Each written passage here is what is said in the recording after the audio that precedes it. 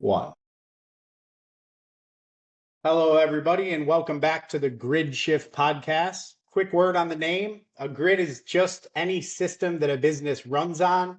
The shift is what happens when leaders decide to rewire it. That's the show. We talk to forward-thinking leaders across every industry and how they actually think and execute business growth, and we get into what they're building. Today, I'm really excited for our guest. Before we get into that, quick read from our sponsor, Access AI. If you're the owner and you are the system, if your referrals dry up the day you stop showing up, if you never have time to work if you never have time to work on your business and you're always working in your business, that's exactly what we help with. We find what's quietly costing you time and money. We build a brand that actually converts. We put things like lead generation systems in place that run without you being involved in every conversation.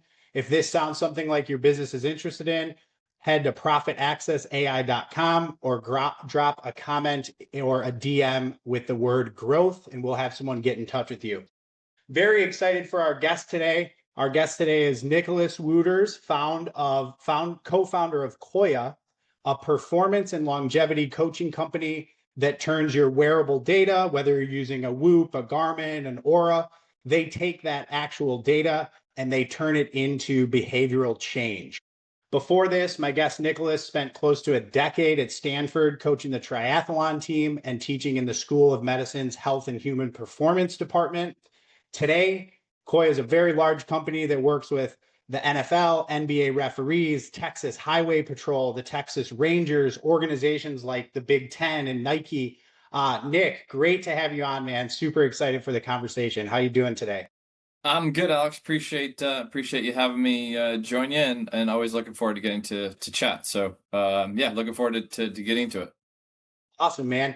When our prep call, we talked about quite a few things and want to dig into some of that. You know, you spent years at Stanford watching students live in a culture of, you know, as you said, if you weren't in 45 clubs and up till 4 a.m. in the morning, everything was going to fall apart. And so I want to unpack that a little bit. You know, what did seeing that actually teach you about performance that most people are probably getting wrong? Yeah, I was fortunate at the time that the work that I was also doing in the swim world, and also being in the Bay Area with having Stanford and Cal, I was able to sort of get a front row seat to many Olympians at the peak of their sport. And so it was a little bit interesting seeing the juxtaposition of those two things, right? And so those Olympians who were building their life around high performance, whose literal paycheck, and in the world of swimming, it's not a gigantic one, right? So what keeps the lights on literally was really about performance outcomes. And they were approaching that performance mindset and that performance goal by really thinking about how they were recovering so that they could go train again, right? And so I was seeing that on one hand, and then on the other hand, watching people care about the same thing from a performance outcome, but going about it totally the opposite of recovering when they could, or recovering when they get to it, or not really integrating as a part of the plan. And what I grew to know about the Olympians is that was actually the first foundational thing, and everything else was built around that. And that shift really was something that was pretty eye opening to me. And the byproduct of that at Stanford's, for example, is that for every couple that can make it through that unique environment, there's a couple that don't, because really no fault of their own, potentially just the way that pressure shows up in people's lives when they don't have the release valve or the recovery side of things. Right. So being on campus, was there a specific moment where the idea for Coya came and just started clicking? Did it build slowly, or what was that defining moment where the idea of starting Coya, came into your head? Yeah, built slowly over time. I think it was there's a couple moments when it's funny when you say that, I just like what pops into my mind right now. I remember running an aquatics class that was actually a learn to swim program, like the very first level of learn to swim. Really big international population at Stanford. Many students come there with actually no aquatic experience whatsoever. And so one of the classes that we actually offered undergraduate was straight learn to swim. And it was an amazing opportunity because they're these incredibly high achievers who don't have this life-saving skill set. And the way that their brain works is like, they have to relinquish a little bit of control when you're trying to learn how to swim. And that is a very challenging thing. But seeing some of them come in with cups of coffee and watch them put the cup of coffee at the edge of the pool to try to sip on while they were trying to learn how to swim and not drown was like, it just was preposterous. It was like, this is a terrible idea. Like, this is totally a terrible idea, right? And so there was definitely some of those that I would say pushed me into starting the business, but pushed me into there's some heavy education and understanding that is being missed here that they're not going to, because I said so, change some of this. Like they need to understand what the decisions they're making and maybe what some tweaks might be to actually get them in the direction they want to go. Okay. And let's go back to I remember this a little bit because we were talking on the pre-podcast chat and the origin, right? You met your co-founder, his name's Jason, I believe. Yep. And not long after, here you are in your minivan driving cross country from California, no job, no place to live. You got your wife and your kids. They flew out ahead, or you got out there, they flew out there.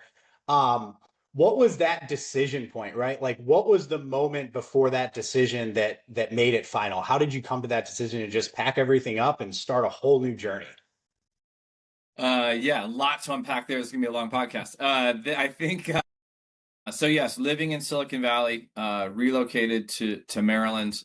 Decision came on a pretty quick turnaround, um, and I think my life in coaching, one of the many similarities there is to parenting in that you're never not coaching, right? Or leaders that perhaps listen to the show, you're never not leading. It's not just when you're wearing the uniform standing in the office, but it's like how people interact with you when they pass in the hallway and how you do everything, right? And coaching is that way. Parenting is certainly that way. I always joke that like I drive a lot safer now just because I don't want to have to answer to my kids of why I got a speeding ticket or something, right?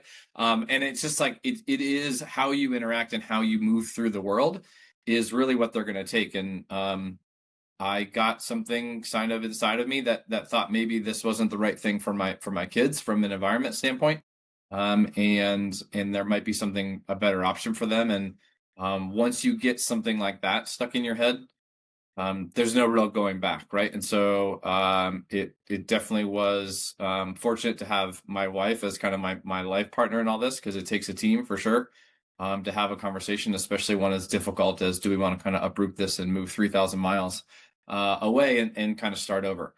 But I think doing scary things is usually, in my experience, has been a precursor for that might be the right thing. Choosing the hard tends to end up being the right thing.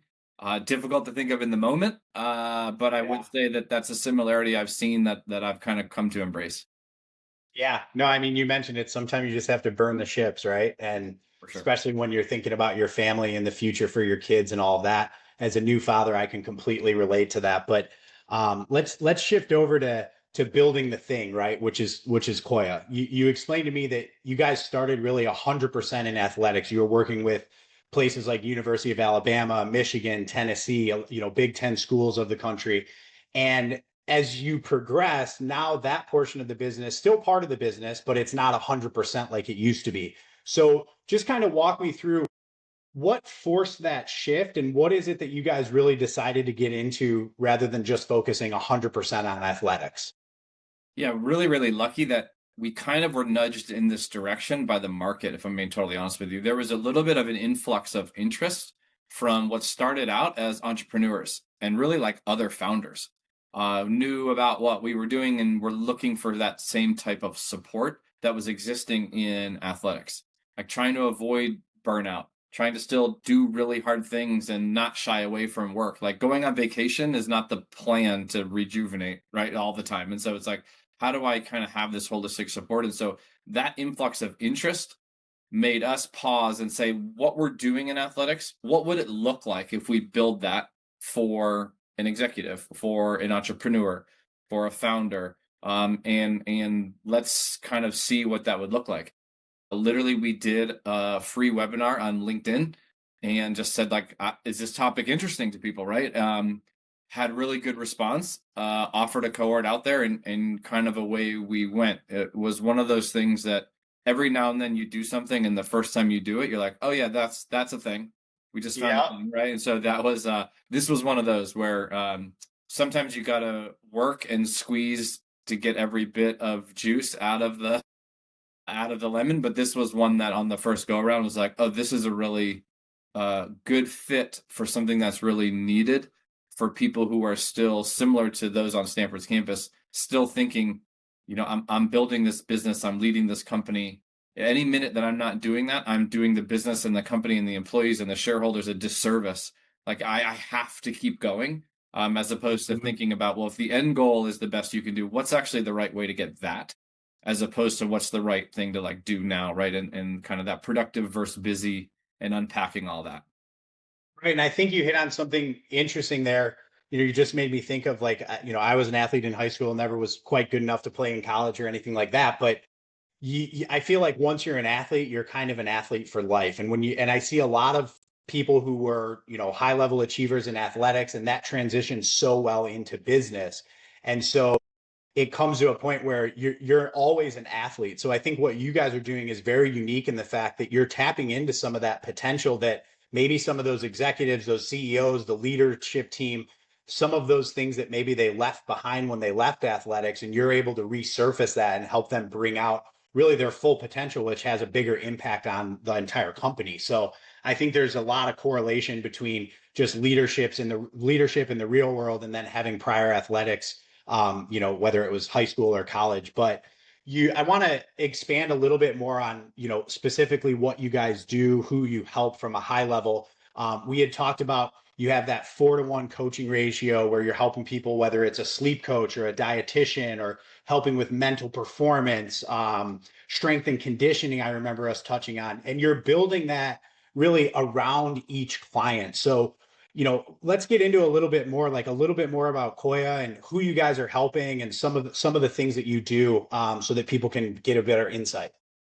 Yeah, so you nailed it, right? It's really about people, right? It's about bringing coaching to actual people to find out where they are and what's the right next step for them to take, because everybody's situation is unique, let alone their physiology and all of those sort of things. So the concept essentially really is you get a wearable of your choice, Whoop, Aura, Garmin, our preferred partners, working with the new Google Fitbit as well. And so that will continue to expand. But I believe those things are really just tools, right? And we can have endless tools. There's continuous glucose monitors. There's things that you can put on your bed that can monitor your sleep. There's different scales that can tell you information. There's different blood tests. All of them are great.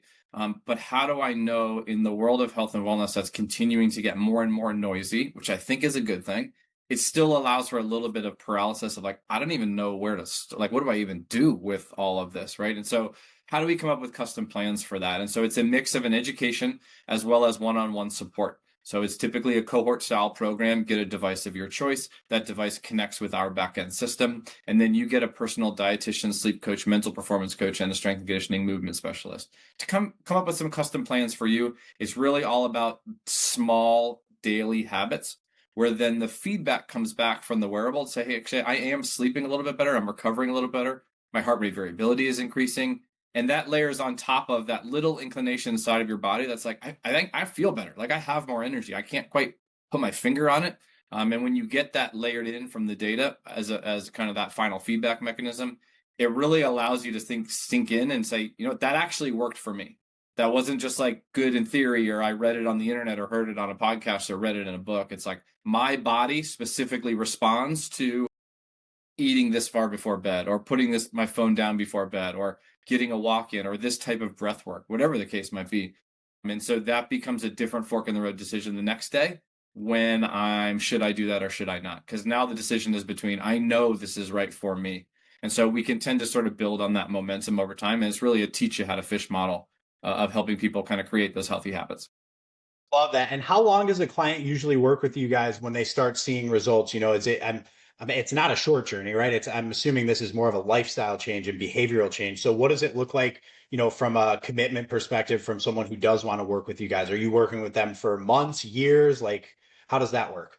Yeah, I think the beauty of it is it's really individualized, and I don't know the right thing for everybody. So typically we start with a 3-month program, and then Okay. after that it's like a reevaluation. And there's some fork in the road opportunities there. Somebody might say, "Hey, I'm feeling really good about the basis I have. I need to get my handle on this." And I'll reach out and when I want to schedule a next coaching session with you. Some people might say, "Hey, once a month, let's keep this going in a little bit lighter touch." And somebody else might, "I need something every week." And so like it can be everything that's in there. And it's really everybody's own journey of what their right next step is. And so rather than square peg and a round hole it, it's like we kind of co-create everything individually with the person of what do they Right. want, what do they think that they need, where are their goals. Like that could change everything, right? Somebody who's training for a triathlon that's specifically in October, they might want the support to go up to that, help me with that, right? Whereas somebody who's like just getting started is like, all right, let me get a couple weeks of like trying to walk after lunch and get some steps in and feel like I'm ready to take whatever the next step is. Fantastic. So really it's customized to the individual depending on Totally. where they're at and what goals they're trying to achieve. That's awesome. I want to also talk about we have a lot of younger entrepreneurs that listen to the show. People are, startup companies, people are just trying to get the plane off the ground. And you guys have done an excellent job of actually scaling.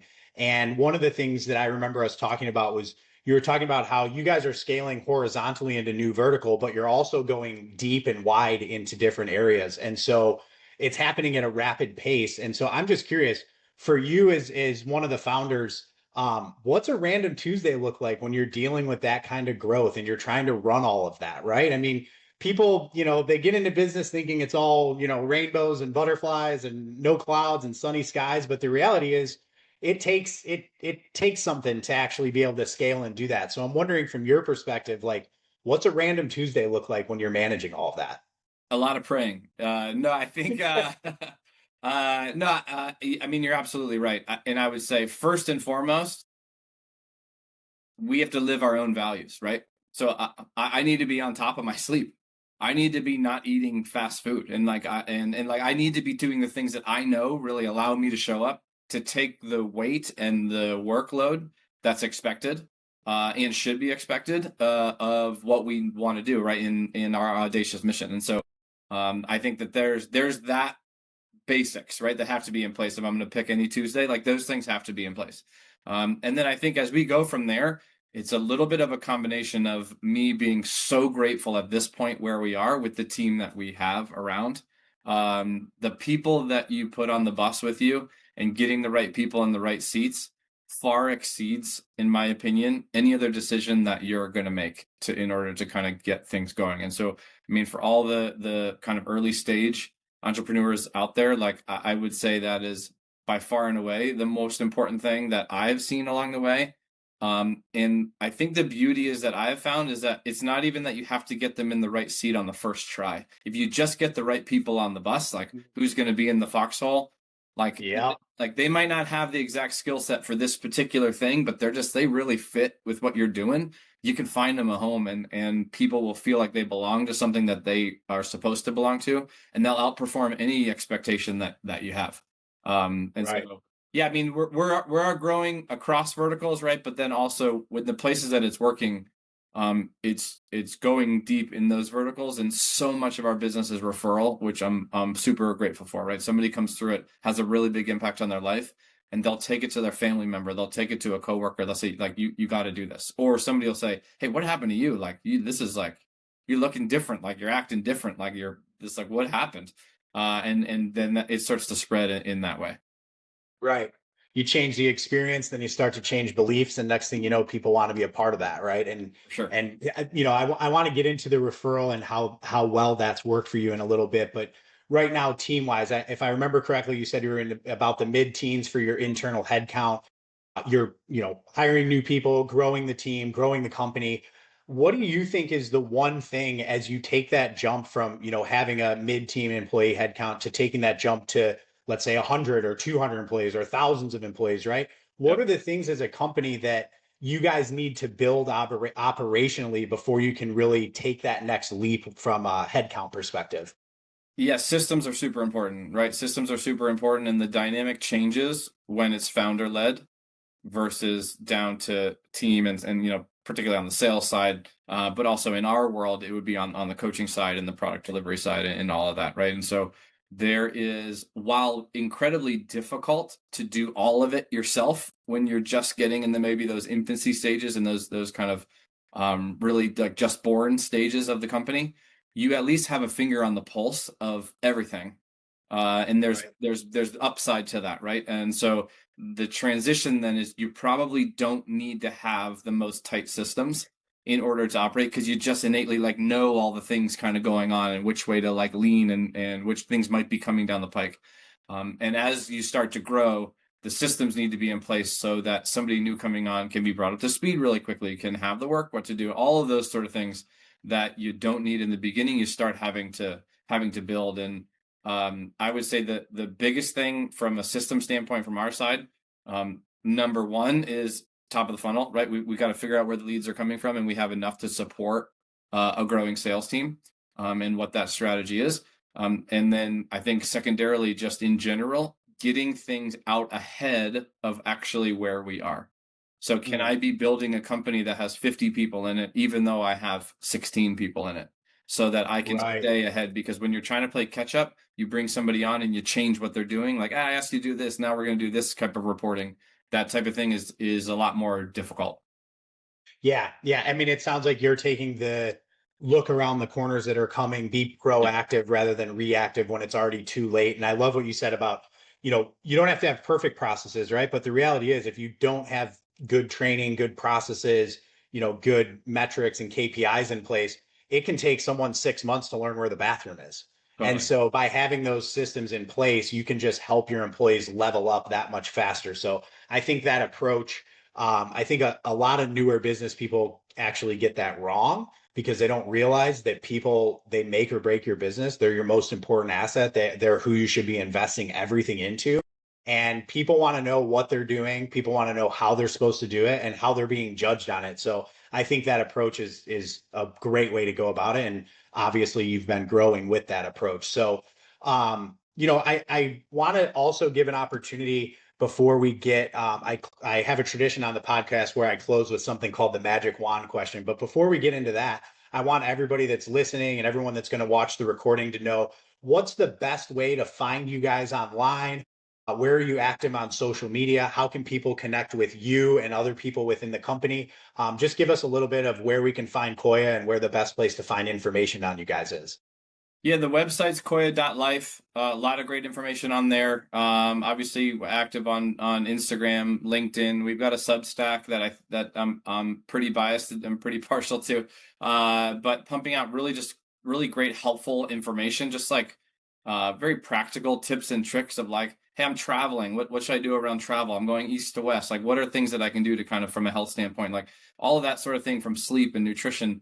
You get to hear from a lot of our team, like some of our dietitians producing some content out there, or a strength and conditioning person putting something out around zone 2 training, et cetera. So a lot of great things there. I'll make sure, from a specific standpoint, I'd love from your audience standpoint, and feel free. We'll put my email in the show notes, and people can reach out, and I'm happy to connect with anybody. But I would say website and LinkedIn are probably two good places. So, and everybody that's listening and watching the recording, we'll make sure that we put that in the description of the episode so you can click the links, connect with Nicholas on LinkedIn, check out their website, follow them on any other socials. But one more thing that I almost forgot about, and you just mentioned it about referrals, right? I mean, referrals are a great way to build a business. And you had even mentioned in the first year, almost all your clients came from a referral basis. You didn't really have any marketing, you didn't really do a lot of storytelling because at that point, you didn't need it, right? What you were doing was working. Now, for business owners who are kind of dependent on that model, but their funnel's not always full, it's kind of up and down with referrals, it's not always predictable. What changes when referrals alone aren't enough for the growth engine, right? Like, what are the other things that you guys as a business are focusing on to drive more leads, fill that funnel, like you said at the top? Like, what are some of those strategies you guys are using in addition to just the referral strategy? Yeah, I would say one thing first time on the referral strategy. If that has ever worked for you in any part of your business, that means that you have story. And just like, are you telling those stories, right? So it doesn't mean that that person necessarily refers the business and puts it on a platter and brings it to you. Those are great, don't get me wrong. But if somebody has ever done that, that means that they have had a really successful experience, and like they have something really positive to share. So can you document that? Can you video that? Can you use that elsewhere? Referrals mean that there are positive stories, and that can be packaged and told in a bunch of different spaces and places. That's incredibly helpful. Even have a life beyond.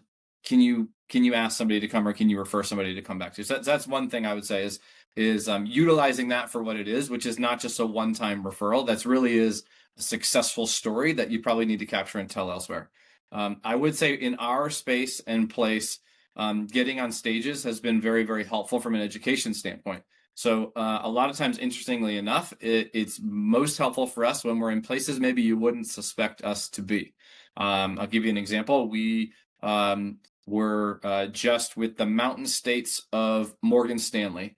The Mountain States region of Morgan Stanley, their Future Presidents Club, got to go on a retreat. They invited Coya to come out and just give a talk around the KPIs of your body. Like they're growing in the company, they're starting to be more successful by the nature of the group that they're a part of. The future presidents, they're hoping to get to that level in their business and running their own business within Morgan Stanley. And so they had us just come educate, like, this is how you're actually going to get there. This is how you're going to perform. This is how the best in the world, the high performers, are actually showing up. And so, not an investment strategy, not a bank, have nothing to do with finance, but you put us into that world. We've seen that very, very helpful from being able to differentiate, as opposed to, let's say, even getting on stage at like a health conference when kind of everybody's talking about the same type of thing. Right. No, that's awesome. And I love what you said about the referral thing, because I think that's so right. Like companies that have referrals or case studies, like just document everything. Capture the journey that you have with your clients, because that does speak to other people. That does make it relatable. And you can turn that into awesome content that you can post through social media. You can use that for different advertising, use it on your website. So I think that's an important note for the audience to take away. Like, don't downplay the people that you're already helping. And like you said, if it's working, like that's storytelling that you can continue so that you can fill that funnel.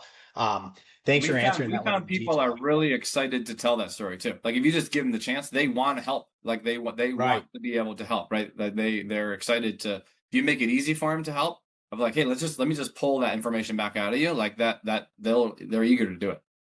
Right. All right. So my tradition on the podcast, I always end with the magic wand question. And I found that in answering this question, we find a lot of similarities between businesses and the things that they're really focused on, getting in the groove with or getting on track, right? Because there's struggles and there's challenges that we're always trying to fix. The magic wand question, right? If you had a magic wand that you could fix one thing in your business right now, whether it's something that's slowing you down, maybe holding you guys back from that next milestone, what would that one thing be? Wow. One thing to fix in the business that's slowing us down. Or maybe it's just something you've identified and you're like, that's something we really, we need to get a hold of that or whatever. I think you're gonna have to like hear me out and trust me on this one. Here's the reality of our situation is that if you have some sort of stress in your life and sleep, we are a really good fit for you. That is also problematic because it means that it splits the direction in all different places, right? We have the police in Texas and we have professional referees and we have CEOs of Fortune 500 companies and we have entry level people just trying to get into the workforce. It's great that we can help them. It also means that we are looking in kind of all directions at one time. And so, what is something that is actually really helpful in our world also from getting a hold of is if we can narrow the scope a little bit, we probably would be able to know like those customers even better and pin down that ICP even to greater detail and all of those sort of things. And so I think that's probably what I would say for right now is we're finding success everywhere, which is we're now seeing the flip side of that, which is that it's now making us spread really Mhm. far. Right. And so it's a good thing, but it's slowing down. To your point, it's slowing us down. Right. Right. Well, thank you for answering that one. That's usually the last question that we have on the podcast, but I also want to give you an opportunity if there's anything else you'd like to share with anyone, anything about the company or about yourself. We'll get everything posted in the description. So they'll have your links and your website and everything and can connect with you. But if there's anything else before we stop the recording, please go ahead and feel free to share. No, I just appreciate the opportunity. I think love hearing all the conversations that you're having, and so want to push you to keep it going and keep having these conversations. I think anybody who reaches out that comes from hearing this or Alex Network, make sure you mention it, and we'll make sure we'll take care of you on our side.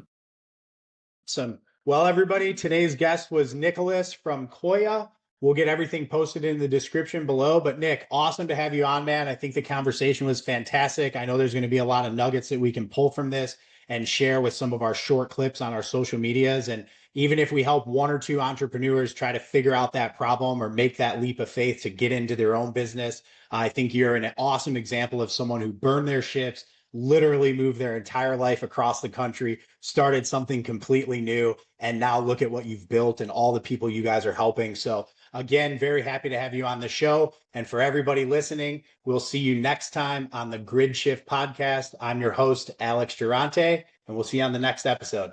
Thanks, everybody.